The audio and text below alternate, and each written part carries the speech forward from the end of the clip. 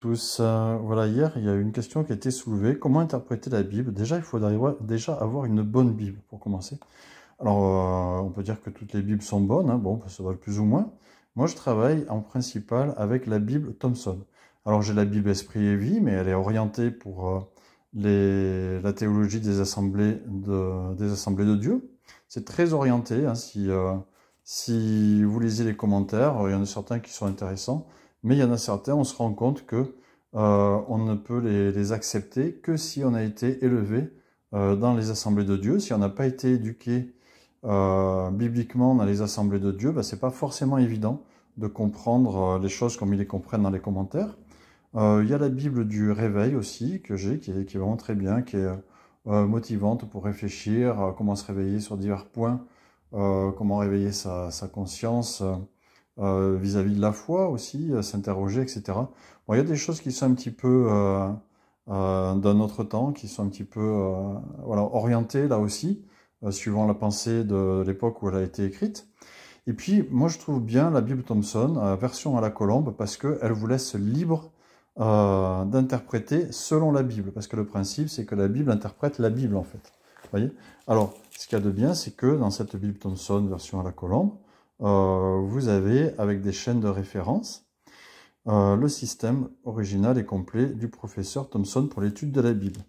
Donc c'est quelque chose qui nous laisse libre, et donc on voit, c'est marqué aussi avec le système numérique complet de référence en chaîne, une analyse des livres, étude de personnages bibliques, des cartes, une concordance, des tableaux et un supplément archéologique. C'est vraiment super cette Bible. Comment ça se présente à l'intérieur? On ouvre. Vous avez le texte, donc en deux colonnes, comme ça. Et puis sur les côtés, vous avez des chaînes de référence. Alors par exemple, si vous voulez comprendre, ça c'est super intéressant. On tombe sur un truc super bien. Parce que des fois, on ne comprend pas ce que c'est que l'enfer, ce que c'est que le séjour des morts. Il y a vraiment une compréhension erronée de l'enfer dans les milieux chrétiens. Et donc là, quand on va faire une étude sur le séjour des morts, on va suivre on va aller à la chaîne de référence 469, à la fin de cette Bible. Donc on va aller à la fin et on va chercher 469. Hop, vous voyez, il y a des articles hein, sur les personnages principaux, sur David, il y a des cartes, l'histoire, etc. Voilà, il y a vraiment des choses super. L'histoire résumée des apôtres. Voilà. Mais nous, on cherche le 469. Alors, vous voyez, il y a des numéros là, ici. Et donc, nous, on cherche 469. Et ça va très vite. Hein, donc, il ne faut pas se tromper dans les pages. Il y a des petites choses que j'ai. Voilà, hop, on n'est pas loin. 469, on a dit. 469, c'est ici. Voilà. Et donc, on apprend que le séjour des morts, c'est de l'hébreu Sheol, le tombeau ou état invisible. Et donc là, on a toutes les références où on parle de ça. Et quand on va faire une étude voilà, du grec Hadès, etc., et on va comprendre que c'est enfer, c'est ça l'enfer. Et ça, mais on ne va le comprendre que si on fait la recherche de tous les versets. Et voyez, cette Bible ne vous impose pas, mis à part que, bon, il y a un titre, hein, mais c'est tout. Elle vous dit la traduction en français, la traduction en grec. Sheol, qu'est-ce que ça veut dire en français? Ça veut dire séjour des morts. Qu'est-ce que ça veut dire en grec? Ça veut dire Hadès. Alors, le point de vue se perd sur la vidéo. J'espère que ça va se refaire rapidement. Voilà. Et donc, cette Bible vous laisse libre d'interpréter par vous-même, mais le texte biblique, lui, ne va pas vous laisser libre. Le texte biblique va vous imposer la réalité biblique, en fait, puisque vous allez suivre les différents versets qui parlent du thème et vous allez comprendre. C'est ça qui est important, parce que vous achetez des Bibles avec commentaires, et les commentaires, en fait, c'est des commentaires humains, en vérité. Donc, c'est des hommes qui vous imposent leur point de vue à travers les commentaires qu'ils mettent dans la Bible Esprit et Vie, par exemple, dans la Bible, qu'est-ce que j'ai comme autre Bible j'ai une autre Bible d'études, alors je ne sais plus comment elle s'appelle, mais enfin, voilà, par exemple, Bon, il y en a d'autres, hein, voilà, il y a d'autres Bibles. Dans toutes les Bibles d'études avec commentaires, eh ben, la plupart des commentateurs vous donnent leur ressenti suivant leur théologie, leur doctrine. Voilà. Donc, je ne sais plus comment elle s'appelle, l'autre, il y a un épi de maïs dessus, voilà, c'est la Semeur. La Semeur, c'est une Bible baptiste à fond les ballons.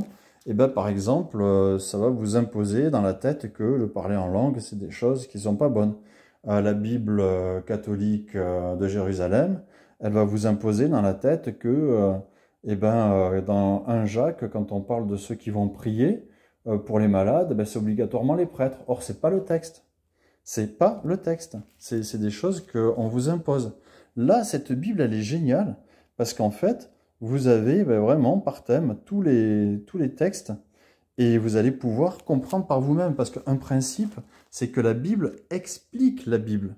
La Bible explique la Bible par elle-même. Ça, c'est vraiment important. Et il faut éviter le ressenti. Le ressenti, c'est bien. Parlez avec le Saint-Esprit quand vous lisez, vous allez recevoir des révélations, etc. Mais attention, toutes les révélations que vous avez et tous les ressentis que vous avez, il faut les mettre à la lumière du texte biblique. Parce que sinon, vous pouvez aller dans de graves erreurs. Et c'est vraiment dommage de faire ça. Alors, vous voyez qu'il y a quand même des commentaires, mais des commentaires qui sont très succincts, qui sont là pour vous expliquer un petit peu comment étaient compris les choses dans le monde hébraïque à l'époque, ou le monde grec, hein, quand on part dans le Nouveau Testament, par exemple, hein, voilà.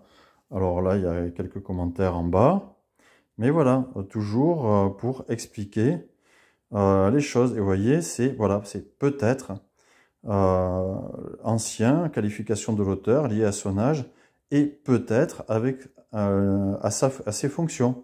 Dans certains, voilà, dames, certains pensent qu'il s'agit d'une église.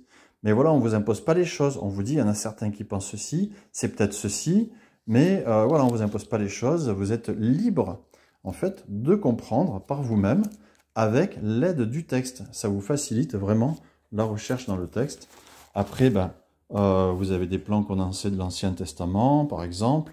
Vous avez voilà, des façons imagées, en fait, de voir les choses, de faire des études bibliques. Donc là, ils ont voulu représenter le temple, une sorte de temple, avec lequel vous pouvez mener une étude sur le sermon sur la montagne, par exemple. Voilà, là, vous avez le résumé de l'histoire des apôtres, des études de personnages. Vous avez voilà, sur la vie de Salomon. Vous avez l'arbre de la vie de Jésus. Oh là là, il y a plein de références, et puis les numéros des chaînes, etc. Vous avez Jésus, les heures passées à la croix. Il y a vraiment des super articles, c'est vraiment super génial cette Bible.